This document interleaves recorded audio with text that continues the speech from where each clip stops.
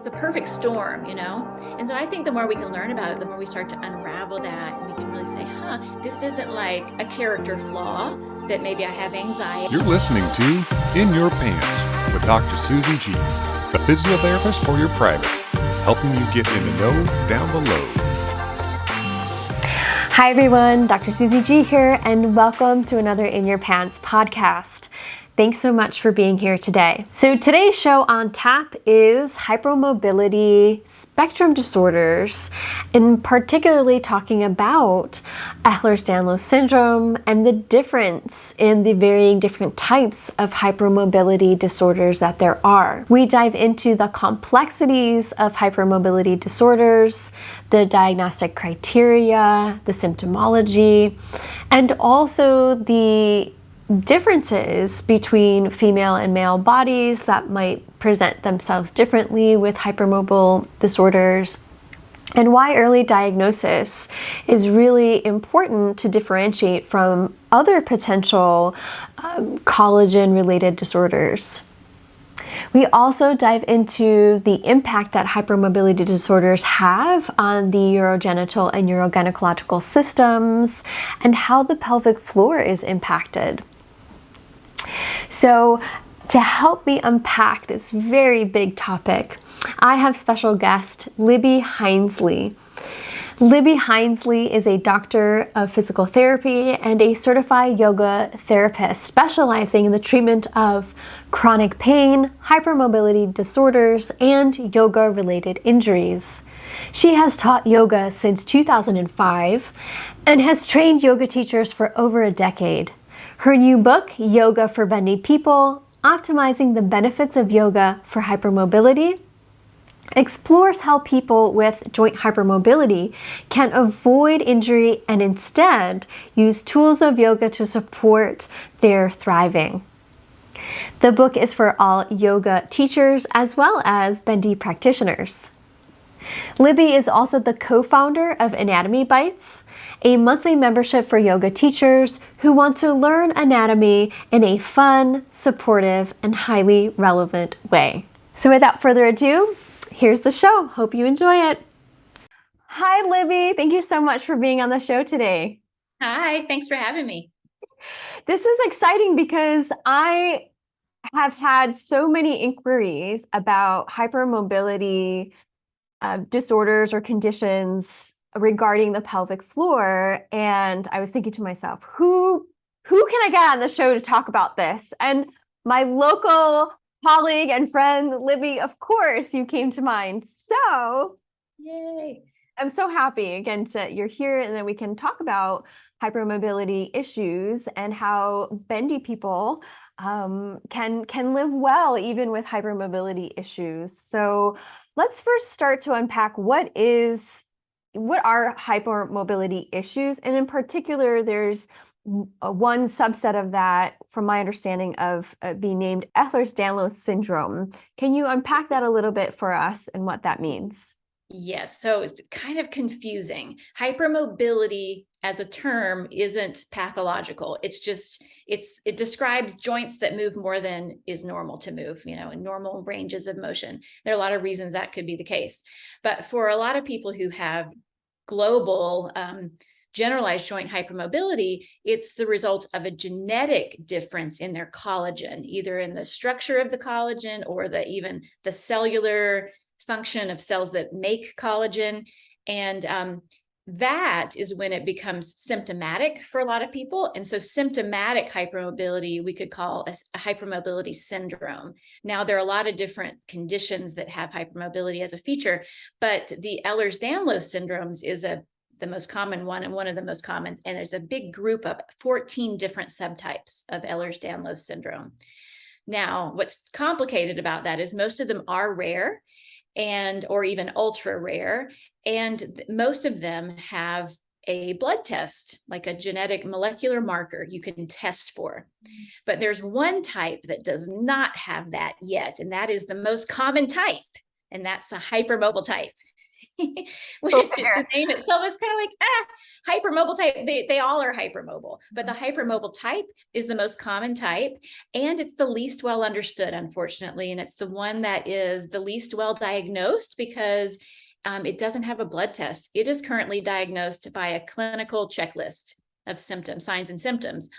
So any doctor should be able to make the diagnosis fairly easily. It's just that the problem is many doctors aren't well aware of it. They don't really know much about it. And so it goes missed a lot. And people who have it have usually a wide range of multi-system involvement. Now, I also want to say that there's another category of people who have signs and symptoms that are overlapping with hypermobile EDS and very similar, equally severe, sometimes more severe, but they don't actually meet all the checklist. And those people are given a different diagnosis called hypermobility spectrum disorder. So it's all sort of a big ball of yarn. But what's important to know, I think, for listeners is that even if they haven't been diagnosed with hypermobile EDS, they still could have just as severe symptoms. They may not qualify for that criteria, the diagnostic criteria that is really set up to support genetic research, to like really hone in on what is the genetic underpinning of this type of EDS, because there's tons of research that's about to come out. I think we're going to learn a lot really soon. But anyway, those people have hypermobility spectrum disorder, and they're treated the same way clinically. So another reason that I really advocate people seek diagnosis is that they may actually have another form of EDS that is more serious that should be ruled out. So when someone presents with a connective tissue disorder, the largest possible umbrella here is inherited connective tissue disorder. Well, they may have one that is more life-threatening, like vascular EDS is one of these examples where your blood vessels are really fragile and they're prone to rupture. We need to know about that early, right? And so that's very rare, actually. So I don't want to scare people, but it's just an example of, okay, I'm going to go get this rule out the other types of EDS, and then we can narrow down to hypermobile type, which isn't going to be life-threatening per se, but it'll impact quality of life. Okay. And so, Libby, what are some of those like diagnostic criteria that people should maybe look out for, or clinicians who may not know a lot about what we're talking about? What is that criteria? Yeah. So there are a lot of different things on that list, but a few of them are generalized joint hypermobility, and that's scored by the Beighton scale, which is quite limited, but nonetheless, it's a quick screen. And so depending on your age, you need a 4 or a 5 out of 9 on that test to kind of check that off your list. If you're older, you can get a lower score because we kind of get stiffer with age. And then presence of chronic pain, musculoskeletal pain for more than 3 months. Any history of dislocations, non-traumatic dislocations, and even things like long wingspan. The wingspan to height ratio is usually off on people. They have really long arms, essentially. Okay. Like, I've got really long arms. They call it the ape index, which is kind of crazy. These are really long arms. And then long fingers. And so there's the wrist sign and different things like that are on there. And then of particular relevance to our conversation, pelvic organ prolapse is a diagnostic criteria for hypermobile EDS. Anyway, those are some of many different things on this list.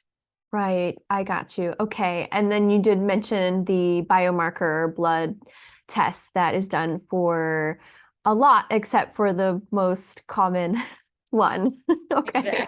Exactly. And there's lots of, if it was a simple genetic mutation type of thing, it would have found already. So the thinking out there in research land on this is that it's just more complicated, and it may have to do with genes that regulate systemic inflammation or something else about the immune system, in addition to collagen stuff. So it's interesting. That is very interesting. Now, how long does it take for someone to get, quote, diagnosed? I can imagine that this goes very maybe underreported or overlooked just because of the lack of knowledge and education as far as being able to efficiently diagnose or recognize early signs. But in your experience and in the research that you've looked at, how long does it take for someone to actually get an appropriate diagnosis?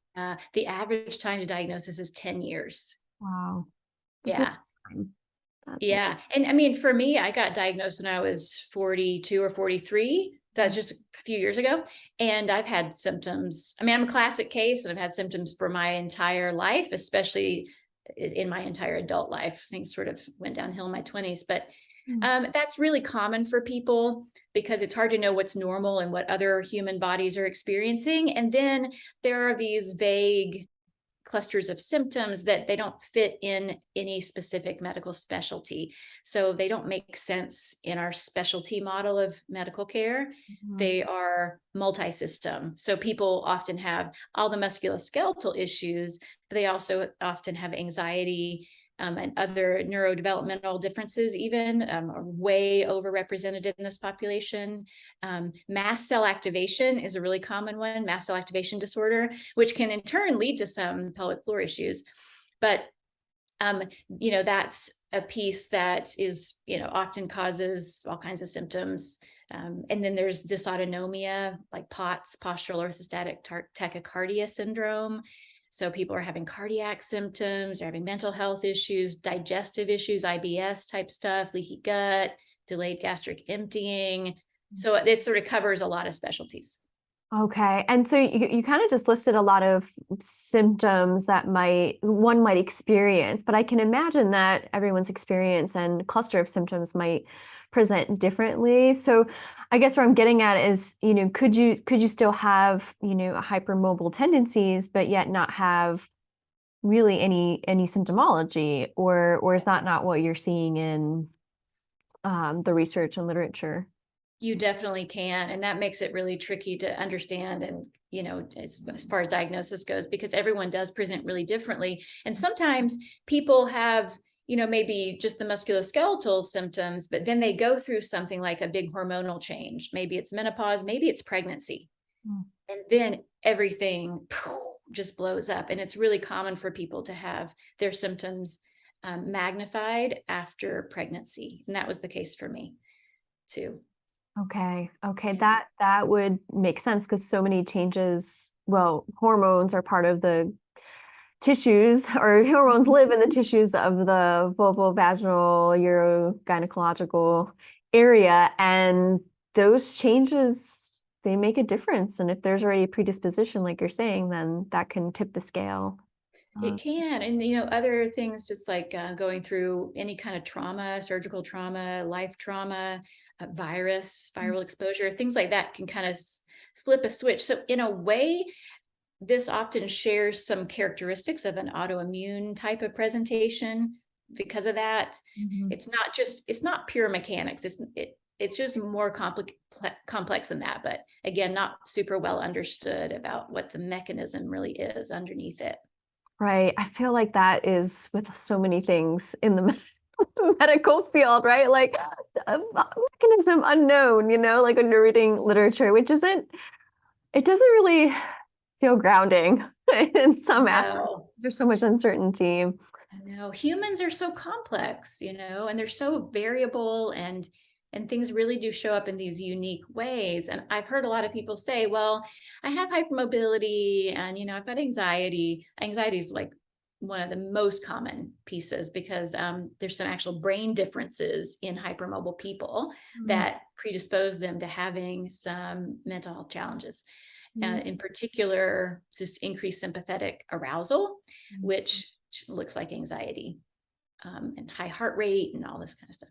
So, but anyway, a lot of people will say, well, I have this, it's not nearly as bad as EDS, So there's often this story that, oh, if you have EDS, that's really, really bad, and I surely don't have that. And that's not the case. I mean, there are plenty of high functioning people who have EDS. I'm one of them, and it also, there are plenty of people who need mobility aids, and who are more impaired by the condition. And there's a wide spectrum of people who all have the same condition, but have it differently. Right. And I think the challenge is also just even the nomenclature and the language that, the language choices around diagnoses. And it's kind of like, there's this one broad umbrella term, but it's almost oversimplifying the complexity of the biology. Yeah, it is true. So, well, speaking of complexity and kind of going into one of our passions, which is the pelvic health, and the pelvic floor.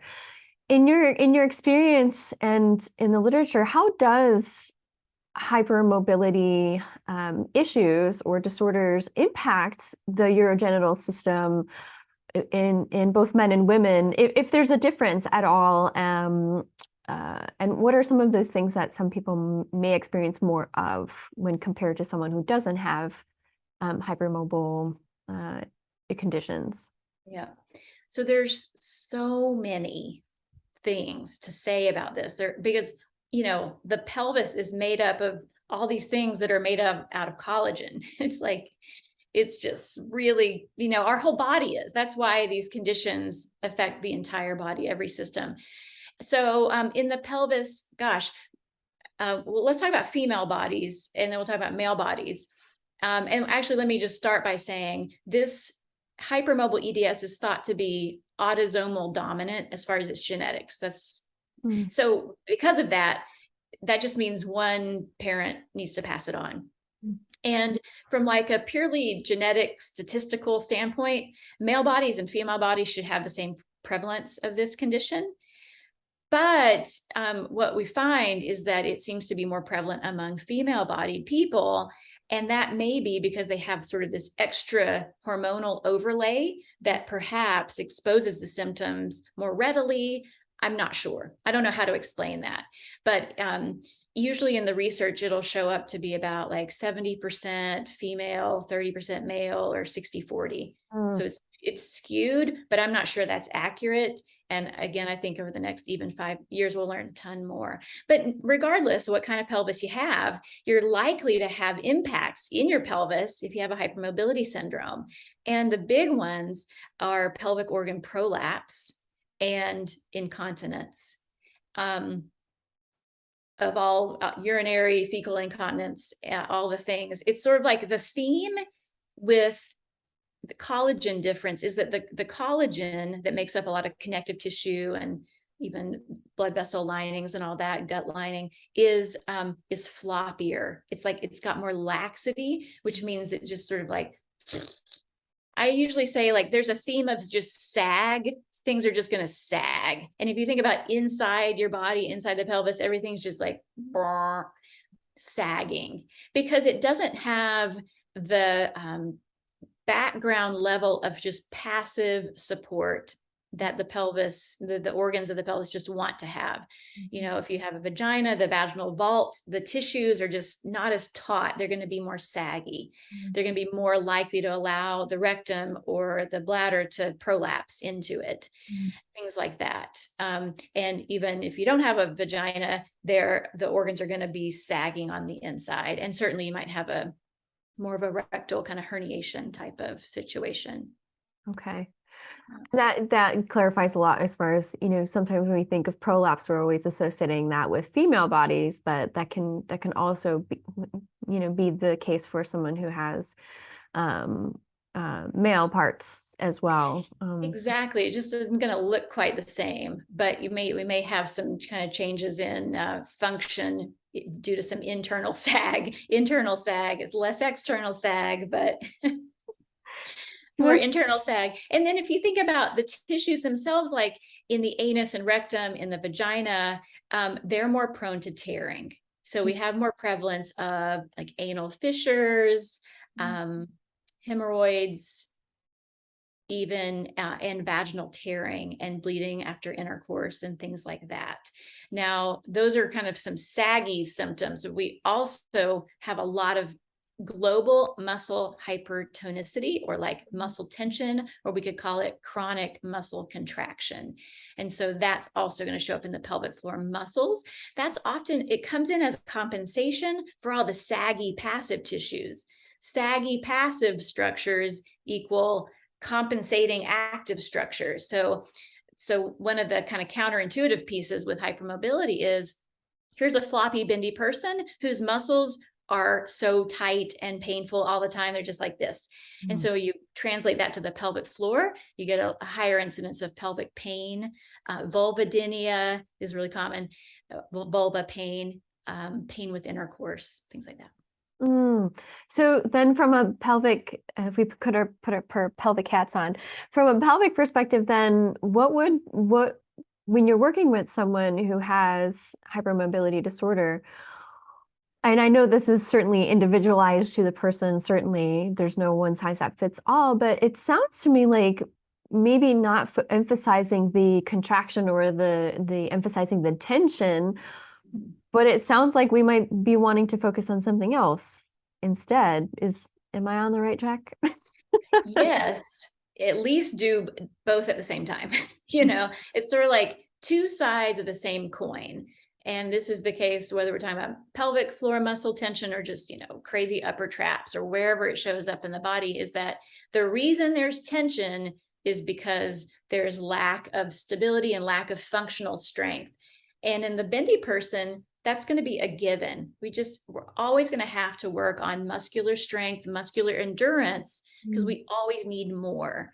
And our muscles are compensating all day long for the lack of their passive support system that should be there, but is not quite there.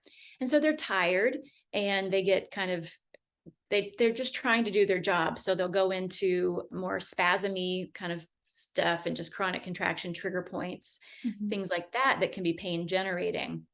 So we have to do strengthening, but we can't really strengthen a muscle that's already like this. We have to let it relax so that then when we tell it to contract, it has somewhere to go.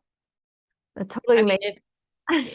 Yeah, because, obviously, you deal with this all the time. When you have a muscle that's already contracted and you say, contract, it's like that.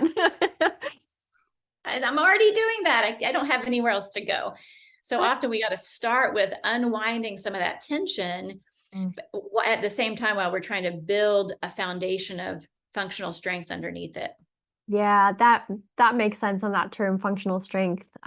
It's like my love language, right? Like, how do we apply all these things to the person functionally to create meaningful and purposeful change, as far as helping them feel better in their bodies and move better with comfort and confidence. And I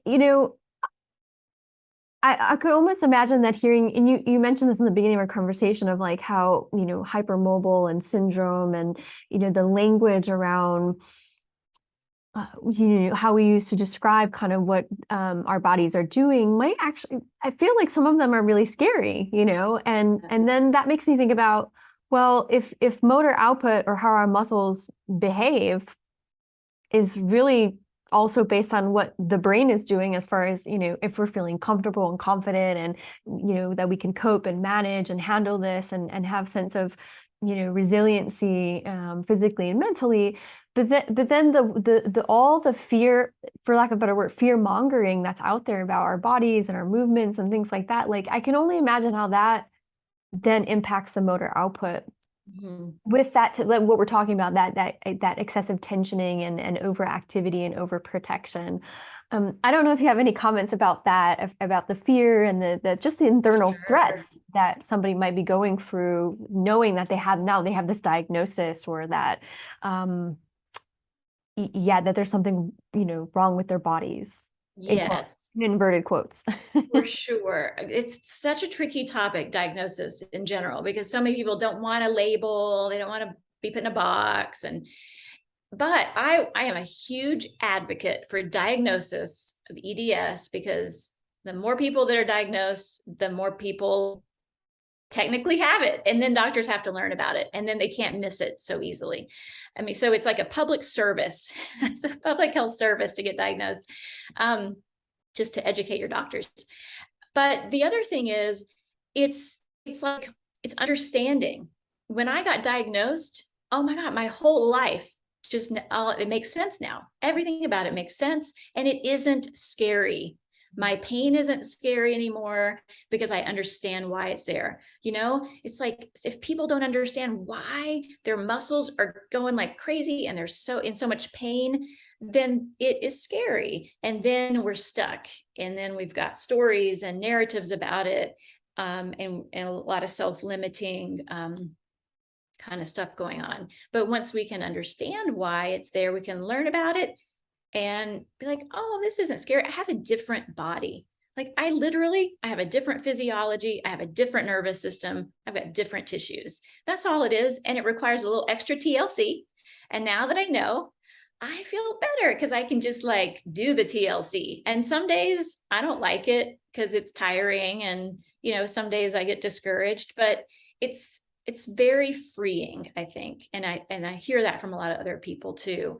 Getting a diagnosis frees them up to be less afraid and to move forward with getting back to life. So the other thing I want to say though about that is people with hypermobility syndromes actually have been shown to have a larger amygdala in their brain, which is like the threat detector.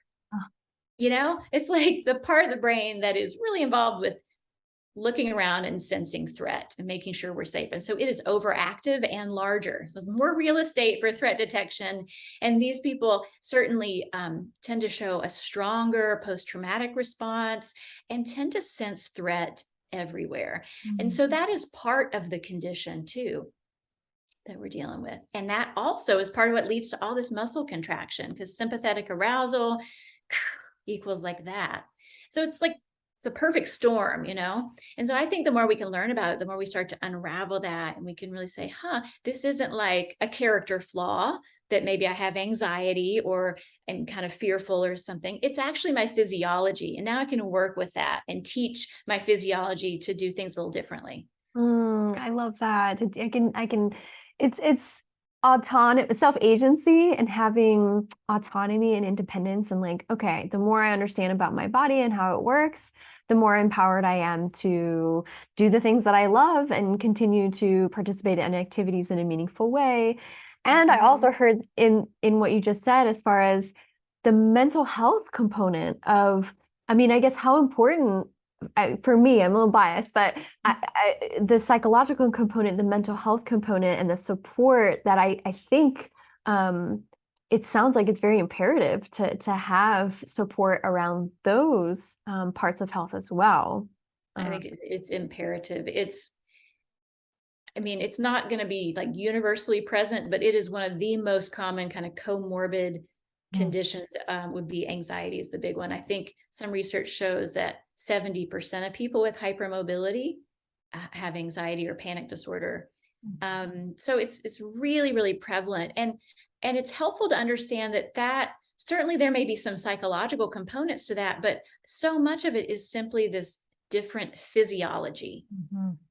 So it kind of takes some of the lingering stigma or judgment, that we don't need to have, but we still kind of have. And we just can understand it more accurately and say, I got a wild sympathetic nervous system. It is ready all the time to pounce. And I can do some things that help to train it. Chill. I can do some things, Chill, right. Like, don't be so protective. Yeah. It's your physiology is doing what it knows to do best, and that is to protect you. And yeah, exactly. Sometimes it can be too protective. Yeah, exactly. Better safe than sorry. That's kind of like the nervous system's motto. Better safe than sorry. I'm just going to turn this up. Exactly. Better safe than sorry, even though that 99.9% of the time, right? It's like, that's the worst case scenario. It really always happens, right? So, right. And for some people, so I don't want to dismiss that for sure. So yeah, no, that's beautifully said. That was great. I wanted to ask you if in your research and the literature that you've read, what is out there about, male bodies and specifically, EDS or hypermobile syndromes? I know off the air, we were discussing how there's in general a gap in research around just pelvic health and male bodies in particular, but I'm curious if that's the same thing with hypermobile disorders and conditions and men. Yep.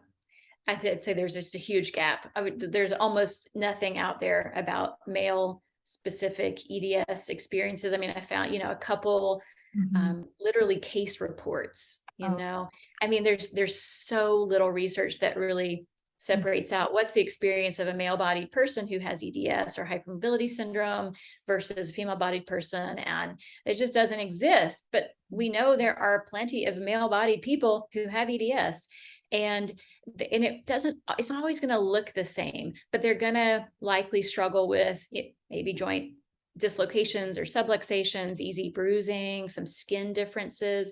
But they sometimes, especially I see this in male bodies, there's such a strong compensatory muscle tension that comes in that they don't look bendy.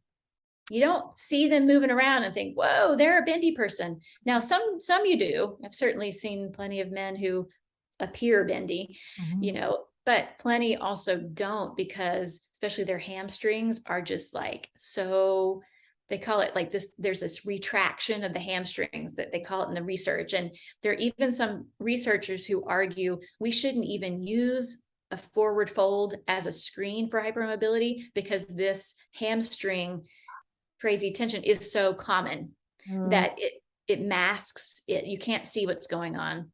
Because flexibility and mobility are different things. And when you have hypermobility, you often have less flexibility as a response. And so visually it looks different. And I think that's more common among male bodies, at least based on the just little anecdotal, my own personal experience. Right. No, that's very interesting. And that's something for me certainly to keep in mind when just observing people's movements and mobility patterns.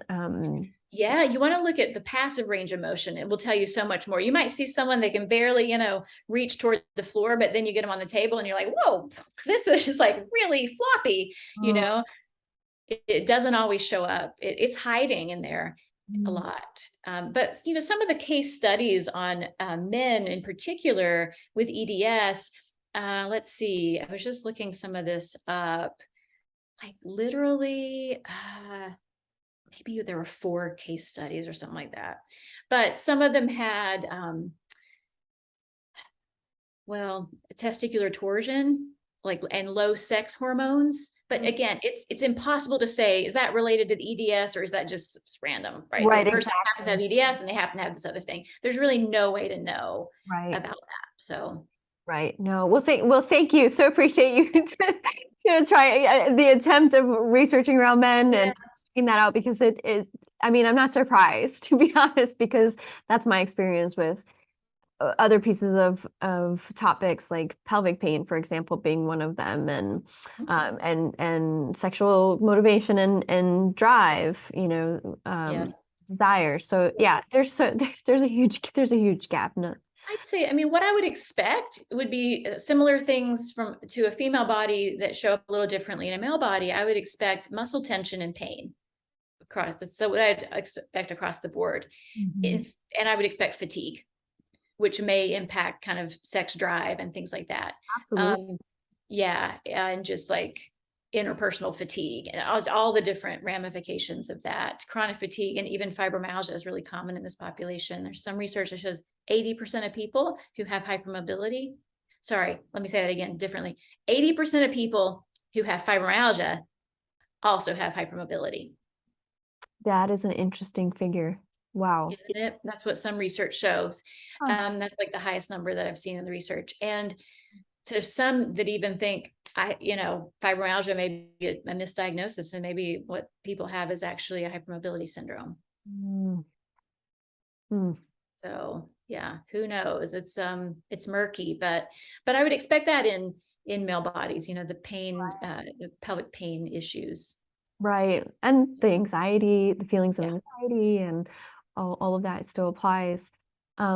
You had mentioned that you're excited of where it sounds like there's more research being done, and perhaps in the horizon, some research is going to be shared with us. Is that something that you're keeping tabs on? You mentioned something like but I was like, I'm assuming there's an ongoing Yeah. investigation going on for, I think there are several ongoing investigations into specifically hypermobile EDS and hypermobility spectrum disorder, that sort of broad umbrella, which is most people with symptomatic hypermobility would fall into this big category that includes hypermobility spectrum disorder and hypermobile EDS, because they're treated the same clinically. Anyway, there's a lot of research going on. There's one lab in Charleston at the Medical University of South Carolina in Charleston called the Norris Lab, because Dr. Norris runs the lab. I've never met him, but I know him because of online. And he has a whole team of researchers, and they are researching this all the time. And they have got an article in peer review right now. Who knows how long that peer process will take, but they have a candidate gene or genes that they've identified in their big research, and they've got my saliva down there. I sent mine in. Oh, it's awesome, exciting. Yeah. So really interesting stuff they're doing. You can follow them online too, the Norris Lab at MUSC, and there are others too that I don't know as much about. But. Oh, that is really exciting. That's great, and we'll make sure to link that resource in the podcast show notes and the YouTube description. So thank you for sharing that. And speaking of resources, a little birdie told me you have a book for bendy people. Yeah. I got it right here. So I just wrote this book, Yoga for Bendy People, and it really is about the first few chapters really explain hypermobility, kind of what we talked about, and the different ramifications of hypermobility syndromes, and some background information and background about yoga. Because my thought is, when there's a book that's yoga for fill in the blank, some flags should go up, right? Because there's some assumptions going on, which is part of why I went with this title, because it's a conversation starter, right? And we have to unpack, what is yoga? What is that? What are we talking about? Yoga for XYZ. So I do spend some time on that. And then the book really is about, how can yoga be used as a tool to support people with these conditions? Because so often they come to yoga, they love yoga because they're bendy and they're really good at all the hard pretzel-y stuff. And that feels good, and they love stretching because they always feel tight. They feel tight all the time. And so there are a lot of reasons they come to yoga. They have anxiety, poor sleep, right? A lot of things lead them to yoga. But then they get there and they often are injured, or they have more pain following and things like that. So it doesn't often go well for them, but it doesn't have to be that way. So that's what this book is about. It's about, how do we use the tools of yoga, asana, and beyond to really specifically address the issues that this population has and support them. Oh, that's wonderful. A resource that is, not to my knowledge, ever been written. So maybe some shades of that, but this is great. And I want you to comment on the cover, and specifically the zebra significance. The zebra. I've got zebras everywhere in my house. So the zebra, a lot of people pick up the book and they're like, oh, cool, you're dressed as a zebra. That's fun. Like, well, it is fun, and it's also relevant. So the zebra has basically become a mascot for hypermobility spectrum disorders and EDS. And the story goes that medical practitioners are trained to like this quote: when you hear hoofbeats behind you, don't expect to turn around and see a zebra. Okay, which is to say, when someone's telling you their symptoms, it's probably nothing out of the ordinary. You don't think it's some weird, exotic, rare thing. It's probably just a horse, right? So go with the simpler thing. And unfortunately, for many people with these conditions, the simpler explanation is, maybe they're a little crazy, and we just don't really believe them. There's a lot of medical gaslighting that goes on big time for people. And it's not always even intentional. It's just that it's a knowledge gap for practitioners. But at any rate, the whole point is, hey, look, there's zebras everywhere. And sometimes when you hear hoofbeats behind you, there's zebras. You need to start seeing the zebras. So I have embraced that mascot as like an awareness raising point.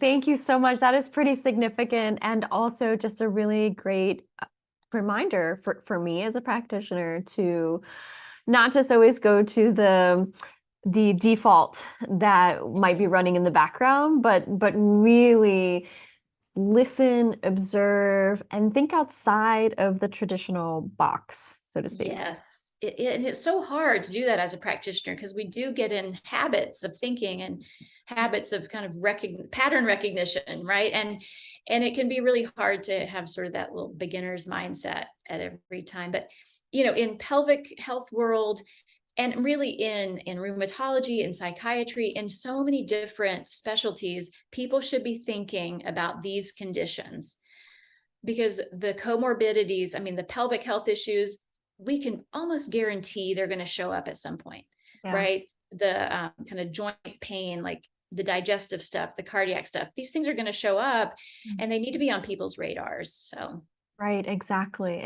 Well, I love that. What a message of hope and empowerment. And before we bid each other adieu, I would just like to offer a space of, if there are people who might have this condition or are curious about learning more, certainly they have your book, but is there like a particular tip or word of a piece of advice that you would share with people who are going through this or may not and not even know it, Yeah, well, I would say, my book hopefully gives some background. There are other good resources online.